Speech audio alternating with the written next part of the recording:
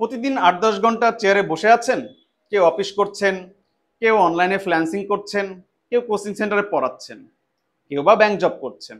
চেয়ারে তো বসছেন, কিন্তু কি ভেবে দেখেছেন এই একইভাবে বসে থাকা ধীরে ধীরে আপনার কোমর, ঘাড়, হাঁটু ধীরে ধীরে শেষ হয়ে যাচ্ছে? এই যে দিনের পর দিন কোমরে টান পড়ে, ঘাড়ে ব্যথা করে, ঘাড় শক্ত হয়ে যায়, এসব কিন্তু সাধারণ ক্লান্তি নয়। প্রলং সেটিং বা কন্টিনিউ একভাবে বসে আপনারা যারা অফিস করছেন বা কর্পোরেট জব করছেন তাদের জন্য ক্ষতিকর। ফলে আমাদের নিজেদের কোমরটা বাঁচানোর দায়িত্ব আমাদের।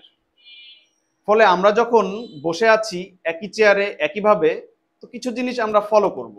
যেমন বসার সময় সামনে ঝুঁকে কাজ করার থেকে আমরা সবসময় পিছিয়ে কাজ করার চেষ্টা করব। আমাদের যে স্পাইনটা আছে এই স্পাইনটা আমরা সবসময় শটাং রাখবো, মানে স্ট্রেট রাখবো। এবং আমাদের যে ডেস্ক হবে, ডেস্কটা আমরা আমাদের আর্মরেস্ট পর্যন্ত রাখবো, যাতে আমরা আমাদের হাত দুটো রেখে কাজ করতে পারি সুন্দরভাবে।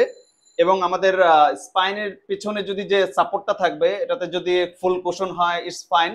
আর যদি সেটা না হয় সেক্ষেত্রে আমাদের যে বাটকটা আছে বাটকটা আমরা ঠেকিয়ে বসার চেষ্টা করব, স্পাইনটাকে সোজা রাখার চেষ্টা করব, যাতে আমাদের বেস সাপোর্টটুকু থাকে।